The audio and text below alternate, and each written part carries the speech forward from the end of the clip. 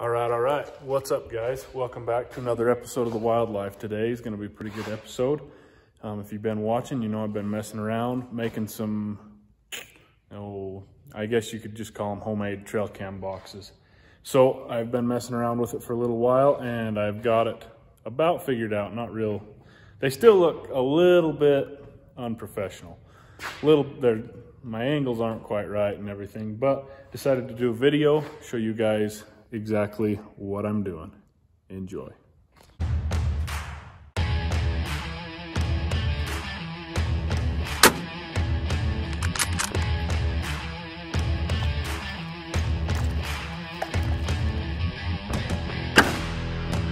Oh, got him in the back.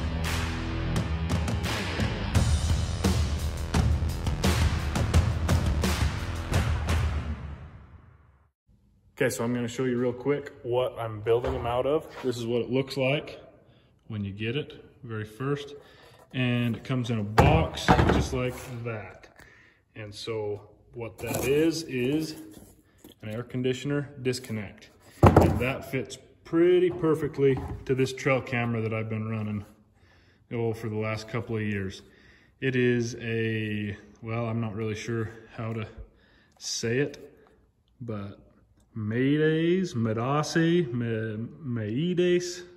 I don't know, probably depends on what language you're speaking. But that's what it is, and I've been pretty happy with that trail camera. About the cheapest one you can find on Amazon or anywhere else, and they do pretty good. 16 megapixel cameras, the battery life lasts quite a while. They're just a pretty good camera, pretty dang cheap too. Anyway, so this little box that I've got, that fits almost perfectly to that. And so really it just depends on what trail camera you have. I just went to Home Depot. I took my trail camera with me and just opened them up in the store and picked the one that fit the best. So that's what I do. Anyway, so I'm gonna go over what I do to transform this into a lockbox for that trail camera right there. All right, guys, so first thing you're gonna need to do is take a good look at your trail camera and look at kind of what holes or what openings you're gonna need to make. So as you can see, I need to make a hole to allow for my flash, and then this is the actual camera lens, and then below it I have several motion sensors. So I've got two side ones and then the frontal one. And so I had to basically come up with a pattern to be able to translate that onto the face of this box. And so what I did, I just made all my measurements like this, and I decided the easiest thing to do would be a shape about like that. So as you can see, I measured the top, and that goes there, and then I just did a strip down the center. That's gonna be that there, and then I measured this bottom piece so that it would fit around my side motion sensors. So that's gonna be your first step. I just used a Sharpie and a tape measure and just cut this out of cardboard. If you look, this is actually from the box that I used to make the very first box. Anyway, so that's gonna be your first step. Come up with a jig or a template pattern so that translates easily onto the face of your box. So once you do that, the biggest tool or the most important tool is probably going to be this angle grinder. Be careful with those. This one does not have a guard, which means that you get sparks thrown all over you. I would recommend to always wear your safety glasses and other protective equipment. Anyway, so we're gonna go ahead and get started. Okay guys, so the first step, when you open this up, you can just pull that faceplate off. We'll use that later.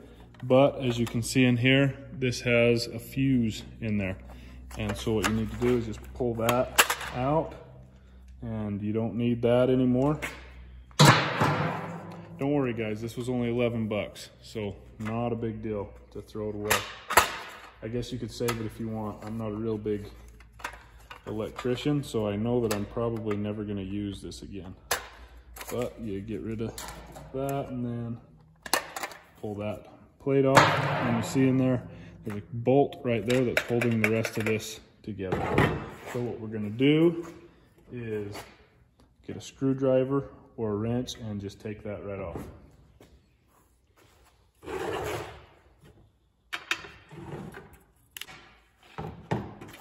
Okay, so just like that, that's off. And again, I'm not real worried about saving these parts. Just throw them away, and now you have this back part open, clear up. Okay, so next we've got a few things we need to do. There's this lip right here, so I just pound that down with a hammer.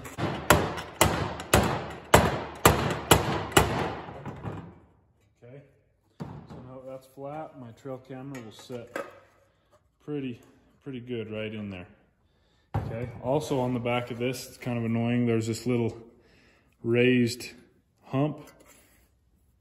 And so because of that, and this camera fits so tight in there that with that there, it does not fit. So I actually have to cut that part out. So I'll go ahead and do that next.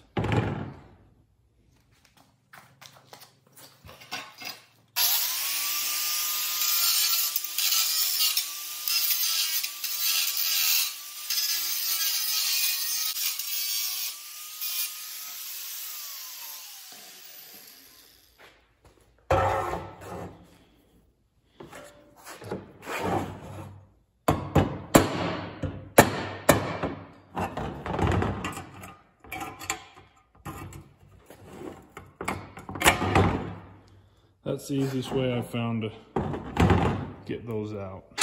Then I'll just take that grinder again and I'll just clean up those edges there.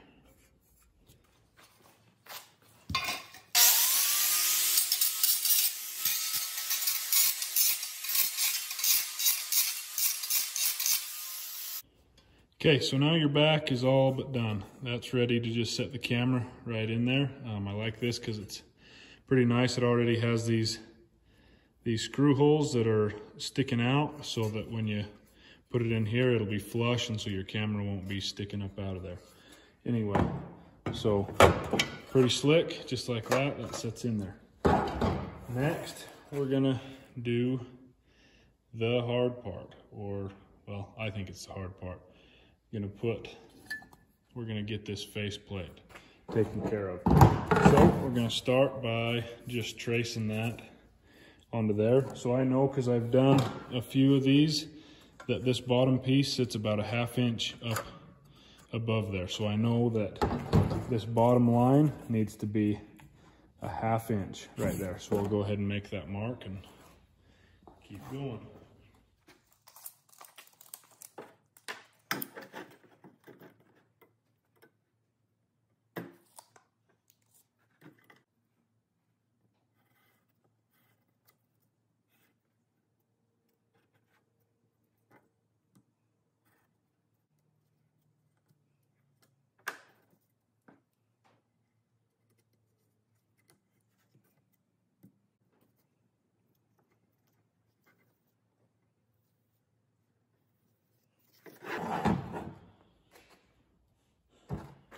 Okay guys, so obviously that is not going to be perfect, but that is about the best way I've figured out how to do it, and it comes out and it works. So if you guys can think of a better way, go ahead and comment, and I'd love to know a way to get it to look even straighter when I cut it out and just make it look a little more professional. So if you can think of a way, leave that in the comments. But anyway, that's the next step down. Now we just got to switch back to the old cut-off wheel, and we'll start to make our cuts around there.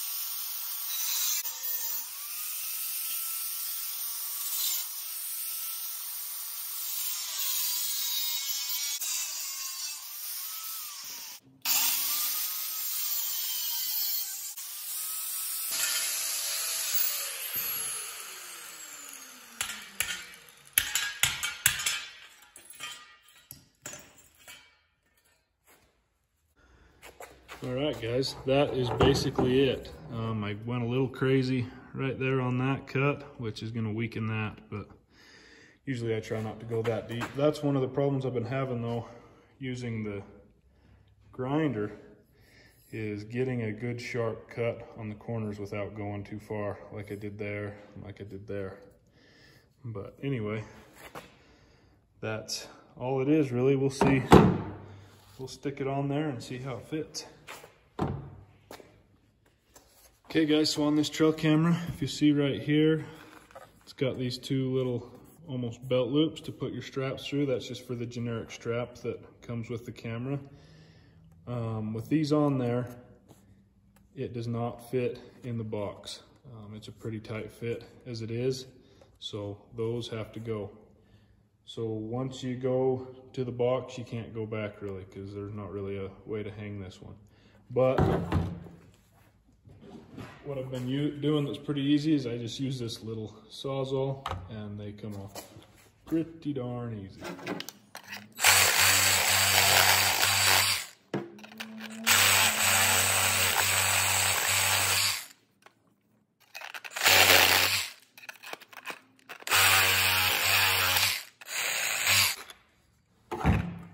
And just like that, they're off, and that is ready to fit in the box.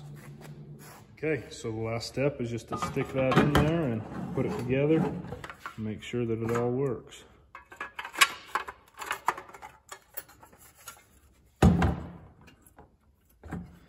kind of have to adjust them to get it right where you want it, but it should fit just like that. And it is a little tight, but you kind of have to squeeze that in there, and then you can get your lock to go right there. But that's about it. I am going to paint them one of these days when I get around to it. But not much to it. This was $11. The trail camera was $49.99. And I'm trying to think what else I really have into it. Oh, I guess you'll have to buy some lag bolts, but you can get those at your local hardware store. Not too bad. Most of the boxes that I have been seeing have been $30 or more, so I figured this would be a better way. So far it's been working out, and it's way cheaper. All right guys, that's pretty much it. Like I said, there's not much to it, but hopefully you found this video helpful. I know I've already saved quite a bit of money on boxes just by doing this. So hopefully you can get out there, find a box that fits whatever camera you're using, and hopefully this video was helpful. If you did enjoy this video, and especially if this is your first time, welcome to the wildlife. We're glad to have you. If you could hit the like button and subscribe to our channel, we've got a bunch more content that's going to be coming out.